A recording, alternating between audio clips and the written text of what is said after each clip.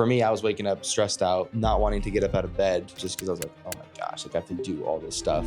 I was trying to get as much volume as possible, wasn't really focused on the results, and I was dragging myself down. What have you been able to implement since we last talked? So now I'm at a point where I'm selling less, making more, and working less too. What's been like the results? The 50, 60, 70, 100K months, if I didn't take that next step, I would be either in the same position or in a worse position just because I was getting to that breaking point of just a living hell. What's going on, everyone? Welcome back to another Agency U case study / follow-up / conversation here with my dude, Casey. Casey, welcome back from the Shark Tank style video. Yes, sir. How you doing? Good. How are you? What's been new? You got engaged? Got engaged. In I just got Catalina? back from basically a month of traveling, so I wasn't at the house Nice. at all the last month. Nice. But yeah, going good. Yeah, get engaged. That's a big life step. Yes, sir. Good for you, man. Thank you. Pumped. Well, pumped for you to be here, man. Pumped for you to kind of share. I think what we'll do is we'll follow up on our last video. If you guys haven't seen that video, then super recommend checking it out, where we kind of just break down Casey's business and give him a roadmap on scaling and scaling efficiently and really becoming a true CEO. And what we're going to do is we're going to just kind of recap what we talked about a little bit, I think, and then maybe we'll go into what's been new since we talked, because that was like, what, a couple months ago? 2-3 months ago? Yeah, maybe even 4 months. Yeah, Probably. yeah, pretty killer. So why don't we just give like a recap of what we talked about? So we talked about offer, right? Do you remember what we talked about? If you can like... We talked about offer. We talked about going into the team once you have that new offer, and then basically the full roadmap to implementation to hit 100K months. Yeah. I don't know the specifics. I don't remember the specifics, but those two, the offer and the team, I think were the most impactful. I think that's why I obviously remember those. Yeah, of course. And Casey's done a great job of like implementing. And I think the common denominator of anybody that I talk to from like an agency perspective is they just put their blinders on and execute and just take action. And you've done a really good job of doing that. So why don't we start with offer? So when we talked, tell me a little bit about what your offer was, what you were doing, maybe some implications of how you were running things, and then what's changed since. Yeah, so I think naturally as you scale, name the company, your offer is going to change. And so I think from the time I started the company until I started working with you, it was constantly changing. It was full, paying full packages. Then it was $2,500 a month. Then it was $4,000 a month.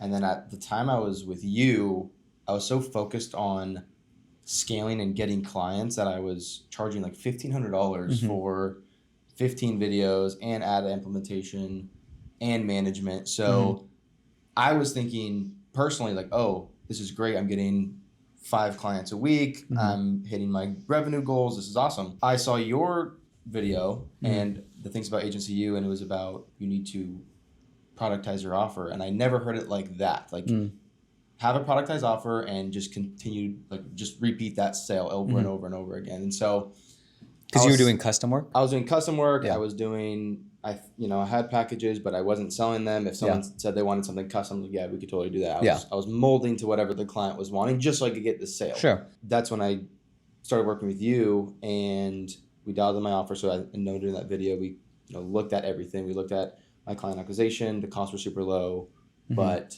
the price point was like, insane. If you guys haven't watched the video, you were closing like what 70% of the deals, and like your cost per acquisition was like nothing, and it was like $1,500. I was like, dude, like we gotta up your price or something. Exactly. So I mean, and at that point too, looking at this kind of relates to the team aspect. If I wanted to scale with that offer, it wasn't really doable. If I wanted to be profitable, partially just because you have to pay the people and mapping that out using the calculator specifically in the OS and going through, okay, if I was to hire out for each individual portion, how much would it cost me? And it was, I was only making like $200 if I were to do that. So I think profit margins were maybe low 40s or lower. So that was the big thing, looking at the offer. And again, I wanted to come into this program and hit 100K months and 100K months, and that was the goal. We peeled back the layers, and I was like, all right, there's a lot of things that we have to fix before we can even have the foundation to do that. And so that offer was the first portion. So it started off at the $1,500. I felt good because I was selling a bunch of stuff. You were like, you're not profitable. And then it clicked. I was like, okay, so I need to figure that out. Once we restructured that, now it's one package. It's essentially a 90-day program, ad focused, content focused. And when people come to me and they say, hey, I want this or I want that, it's like, nope, this is what works. Yeah. If you want to implement it, great. If not, Yeah. no worries. Because what you want is the outcome at the end of the day. Exactly. So now I'm at a point where I may only be closing, let's say, a client a week, but that client is worth 4 months Right. with the other offer. Right. So I'm selling less, making more, and working less too. So. I kind of want to hear your take, because I think a lot of people watching who are maybe videographers or, have the skill set of content, because that was your skill set, right? When you first started your agency, I'm a videographer. And that's probably how you started the agency, is people saw that you were doing really good content and they're like, okay, cool. I want content. And even I think when we first talked, it was leading with video, leading with content. And then now from the discussions, it's more like leading actually with ads and the outcome. What's been the transition like for that for you, from an optic, from a marketing perspective, from a client just like reception perspective? I think if you position yourself as a videographer, it's a commodity at that point. You're not adding any value to the client. There's cases where that's the only option you can with wedding videos and all that stuff. But when you're talking about scaling an agency, working with business owners, you have to provide some sort of value. Yeah. And so I was seeing personally too, like going with the content first offer, it was 20 videos a month. My clients weren't seeing results. They're like, why are we only getting 200 views? And so not only did it affect me in the LTV of my clients, but it was also affecting them, because their thought process was like, we need to get views and not leads. So the moment I switched from a videographer to, however you want to call it, marketing agency, growth partner, you feel better too, because you're providing actual value for the client, and the client honestly respects you more too. I think that was a big thing. As a videographer, they're directing you. And when you take that lead position of an agency and, hey, here's my system, here's what it's going to do for you. Yeah. Do you want it or not? You also get the authority in that position too. And, it feels good to help people too. Gives less wiggle room of them being like, oh, we need 30 videos, or, oh, why aren't these like videos not working? And then you got to like over deliver, and then it goes scope creep, and then you got to pay more editors, and it just kind of like continues to compound. So how many videos are you doing now? 12 videos versus 20. Yeah. 20 or 30 in some cases. Nice. Yeah. Killer. And then for the people watching who are, maybe videographers by trade and they don't know how to run ads, like what would you say to those people? Because that's a skill set that you had to learn because you were familiar with the content. Like what would you say to somebody who's like, oh, I want to scale, but I'm worried about wasting my client's money? I think it's Alex Ramosi who says, if you are not making the money that you want to be making, go invest in new skills, which will make you more valuable. I think it all comes down to value and the value that you're providing for your clients. And so if you're wanting to scale an agency, hit a revenue goal, whatever it is, you have to look at the skills that you have. And if right now it's videography at a point is not going to be a thing. Yeah. You can talk about AI and all that stuff too, but the service that you're providing is just not as valuable as it could be. So go learn the skills, go learn how to run ads, get into Austin's program, like pay somebody to teach you the things that you want to get to. Right. I think a big thing for me, 21 years old, but I also understand the value of, if I want to get to X goal, and if someone's already at that goal, I would rather pay you a couple $1,000s to get to that goal rather than going through the process of learning it myself. Because I'll say if I stuck on the same path that I was doing, I would probably still be offering the same thing, and it would take me. You'd just be rinse and repeat. Exactly. And churn, burn who clients. knows? I would even be at this point if I did it myself. I don't know, but I invested into it and got the things that I wanted to get out of it. So. Yeah. I think content is like a piece of the puzzle, and I think I like what you said earlier, just about you actually feel good delivering a service to clients because you're actually adding value to them and like getting them real life business.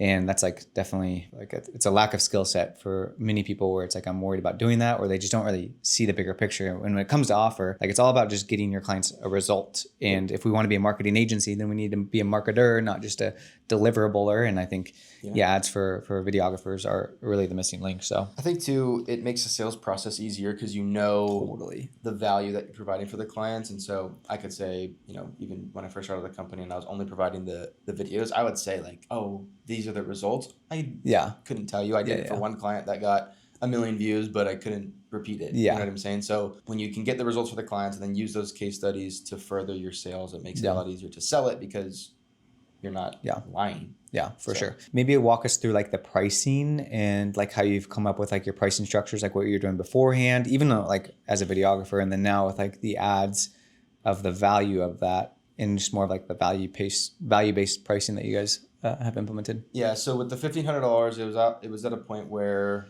I was so hungry for the sale. I was saying, hey, you don't have to commit to a 3-month contract. We'll do it for a month and revisit at the end of it. I found a lot of issues with that because I know you and I talked about the speed of implementation too on the Shark Tank episode. So I would sign a client, let's say on the 1st of January. I wouldn't get them onboarded and the videos launched until the end. So if they're only signed on for a 30-day contract, I'm not even starting the service until the end of the 30-day contract. So there was a lot of overlap. That was dragging me down on the senses of I'm now fulfilling for a client that paid me last month, so I can't get new clients this month. Yeah. So that was a big bottleneck, partially because of me. So I know you and I worked on speed of implementation, getting ads up, getting their content, getting everything on, which is the onboarding automations too. That's now transitioned into basically a 3-month contract, marketed as a 90-day program. You're going to get this amount of videos. This is why. Here's how the ads are going to work. And we're almost partnering with them and delivering them on the video side and then teaching them the same systems with the ads. So it gives us some runway too, where it's not, hey, 30 days. Yeah. It's, hey, you're committing to 90 days to transform your business and to get the foundation of content to get you leads for your service business. Yeah. So they're committing for 90 days. Majority of them are paying fulls of $7,500. Wow. And it also goes back to the speed of things. We're getting things implemented within 2 weeks. We're getting them shot, edited. The flow is much better. That has to do with the OS and all that stuff too. So to wrap it up, it started at a point where I was trying to get as much volume as possible, wasn't really focused on the results, and I was dragging myself down, transitioned into, hey, being transparent. This is going to take at least 90 days. Let's get everything started, the foundation, and then at the end of the 90 days, then we could talk about longer contract or month-to-month work. Sure. So again, selling less clients, higher packages. $1,000 more a month. Yeah. Exactly. And getting results for them too. So. Yeah. And probably more profitable because you don't have to pay editors to edit nearly as many videos, a lot more productized because it's just selling one offer. And then you're saying that you're getting like the ads up within like 2 weeks is what you're doing? 7 days in some cases. Like if we start to do the B-roll ads, then it's perfect. Then it's up and running. Yeah. But if they want to wait and run a follower ad or whatever, then it's... And that buys you some time. We're going to film and then, turnaround times a week with editor, and that comes down to like I'm not editing things totally either, so. Yeah, and then you can hire somebody because this is a 3-month agreement, and then you can confidently hire versus like, are they going to continue? I don't know. Then I can't pay somebody, all that sort of stuff. So what's been like the results for the clients that you've been able to get from having a results-based offer? If anything comes to mind. I mean, the power washing company we just started working with, he's 18, young entrepreneur, B-roll ads and content, and he added 9,500 in 30 days. Increased his offer too. I think that was like killer, a great one. This was a while ago. This was before I started doing all this specific offer, but same structure. It's funny because I did this structure probably a year ago and then changed my offer just because, again, I was wanting to sell more. Yeah. And then now I'm almost going back to the thing that worked a year ago. Yeah.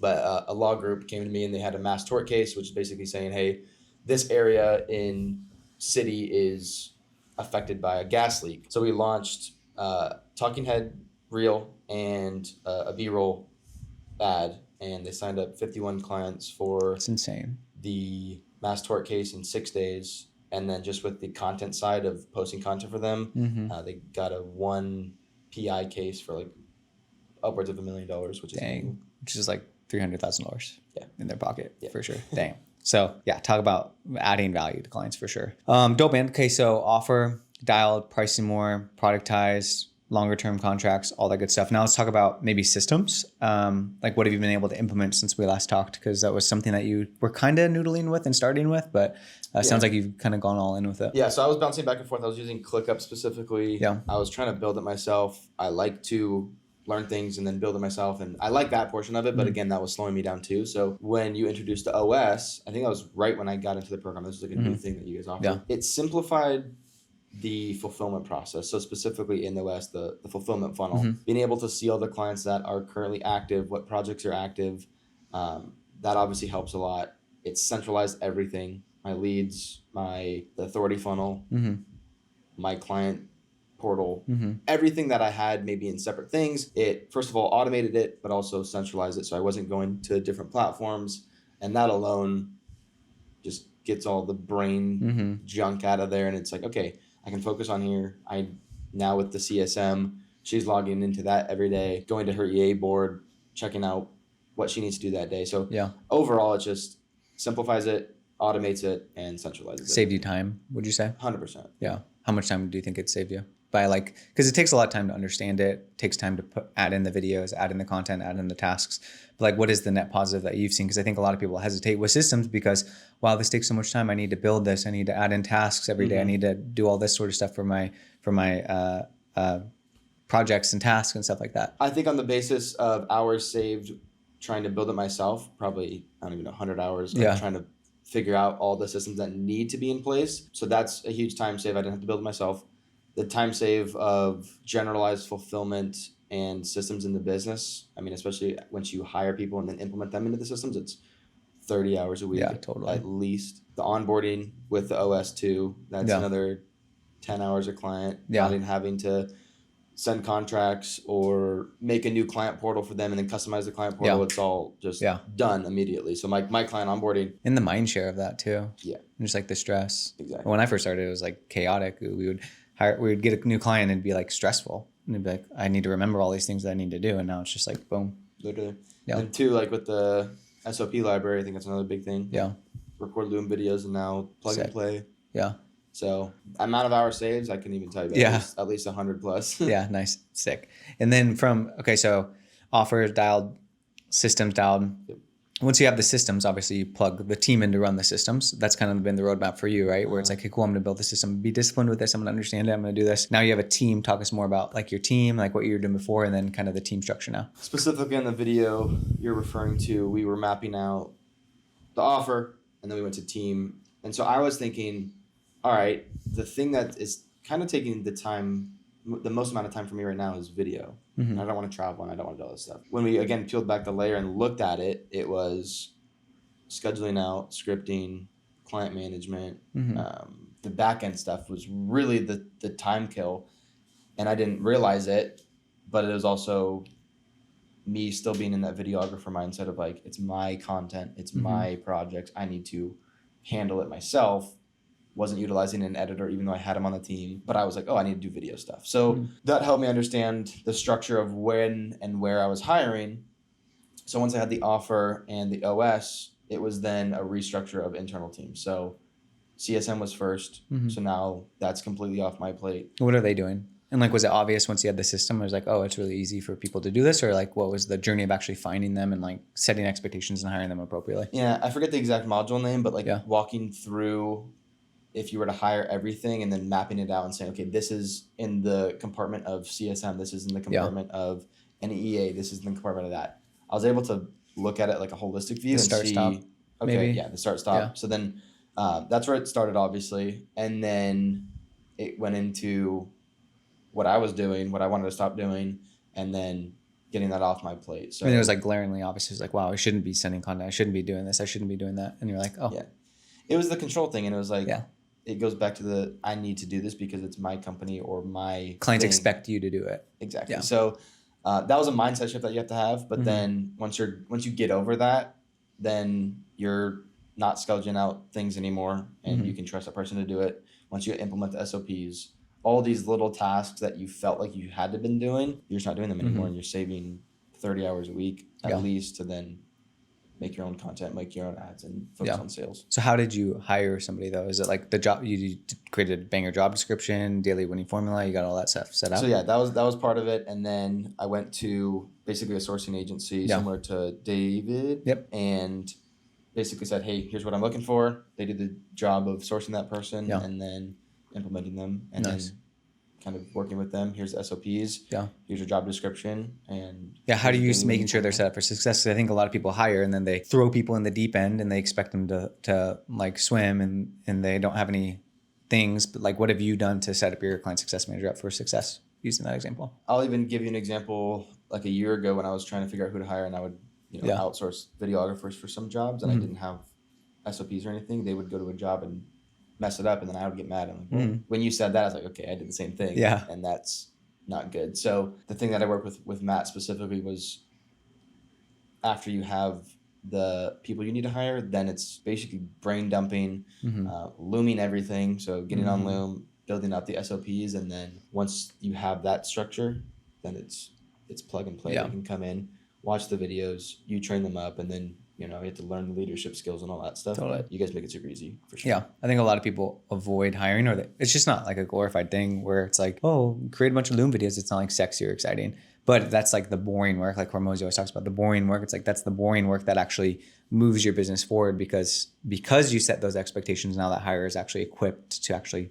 do things well and save you 40 hours a week or however many hours that person's working. I mean, and it sucks at the time too, like having to take the time to make all the videos, but now they're there forever. You don't have to do that ever again. You don't have to sit down with them word for word and like help them out through everything. So that saves unlimited time. You just direct them to SOP. Exactly.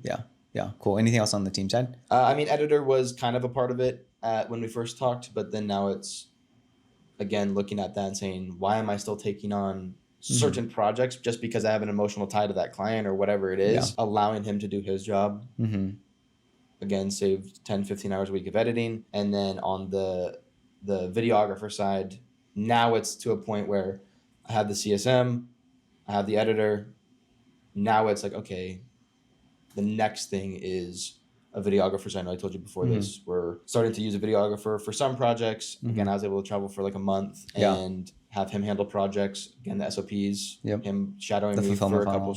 Yeah, exactly. So now it's videographer, and over the last couple months, releasing the editing side of things too. So what's like your day-to-day look like now? Really just sales, trying to figure out how I can position myself better through my own ads, my own content. And then if there is any fires or client questions that need me, then I'll go in and answer them. But for the most part, it's sales, marketing. And then if I am shooting the content, going out to the clients and shooting the content. Yeah. Curious what like your mindset shift has been like since like working with us, or just like kind of developing some of these things. Cause I remember when I first started, I was like you, I was just shooting content and doing stuff for people. And then once I started getting a team, I was like, okay, this is like a totally different role, totally different like responsibilities. Like what's it been like for you? Going from, I don't even know how many hours a week, 7 a.m. to sometimes 10 p.m. at night, not even getting the like work. I mean, getting work done, but so like head deep. I don't even know how to explain it. You just feel like you're drowning 24/7. For me, I was waking up stressed out, not wanting to get up out of bed sometimes just because I was like, oh my gosh, like I have to do all this stuff.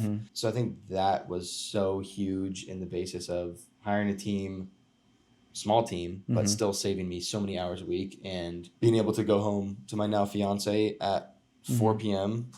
and be present and not be stressing out. Like the stress levels have gone down to low. Constantly. A lot of things too, because then at that point, then you're able to see the vision of the next 5-10 years. Totally. When you're stressed out and drowning, you can't see that. And as a CEO, you have to be the visionary. You have to get the team to be a part of that. And it's hard to scale without knowing where you're going. So it all correlates, right? I was drowning, stressed out, and now it's complete opposite. Yeah. I'm more present with family and my fiance, and because I'm not stressed out and I don't feel like I'm drowning, I'm able to see the future of everything, and that gets you motivated and up out of bed. Totally. And probably just like what levers to pull, like how to scale confidently, and like you're an actual business owner, not just like you can see it now, because I think when so many people are in the weeds and like so overwhelmed, like what you said, it's just tough to like even have a vision of getting yourself out. Like, because when I first started, it was like hustle culture and like entrepreneur and that kind of stuff, and you glorify the grind really hardcore, and I was in that. And then I was like, how is this sustainable? Like, am I going to do this for like my whole life? Like, there's no way.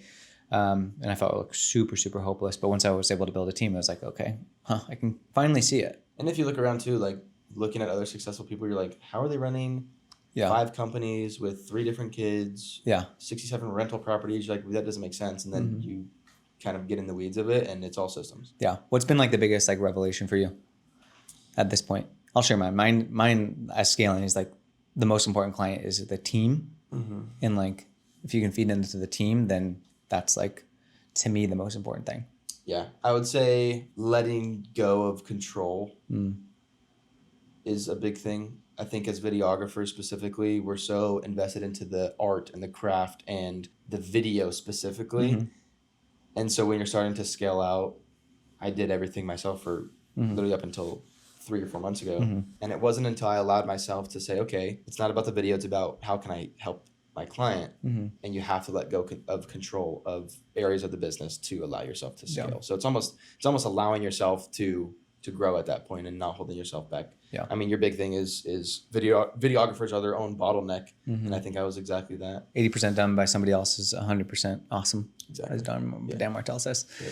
That's cool, man. For people like watching this and maybe they're like booked a call with our team or they're considering an agency and like working with our team, like what would you say to those people who may be feeling a little bit skeptical? Like, are these people legit? Yeah. I would say you're either going to invest into yourself and invest into the business and learn the skills that allowed not just Austin, but other people to hit their goals and hit their revenue goals and free up their time. You're either going to invest into that and apply yourself and go full in and get the same results, or you're going to continue to drown in your own mess. I think like kind of goes back to what I was saying earlier. If I didn't take that next step, I would be either in the same position or in a worse position just because I was getting to that breaking point of just a living hell. Yeah, totally. And you've also invested in like a lot of programs because you continue to do that, which is, I think, amazing. You should always be doing that. We do it. We've invested well over 6 figures just this year in coaching. But like, how would you compare Agency U to like another course? Like, we don't need to name any names, but like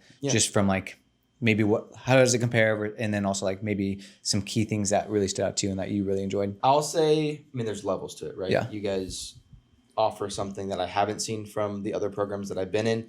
Not to say that those programs are worse or anything like that. But my thing specifically for me was, okay, I hit 10K months, I hit 15K months. Now I don't know what to do. So I think the biggest thing with you guys was, first of all, the systems. Not a lot of people offer the systems. They might offer the ads or something similar, but the systems was something that I haven't seen. When you actually get into the program, the high touch points of all the coaches, like I didn't really even know that until I got in. I was like, nice. There's 10 calls a week or 7 calls a week, and I get to text my coaches whenever I want. I get to jump on calls with Matt whenever I want. It's less of like, hey, here's a 30-day program and here's the roadblock. It's honestly super unique to the client because you have those high touch points and the ability to book in a call if you're struggling with something. Like Matt and I worked a lot on, hey, this ad is not doing well anymore. Yeah. He's like, all right, let's jump on a call tomorrow. Yeah. So it's like, okay, cool. So it's more of like a partner instead of a program, I would say. And also the community base too, like seeing other people win, you know, motivates you to get up and get after it too. And, you know, being surrounded by those people, I think that adds a huge value add.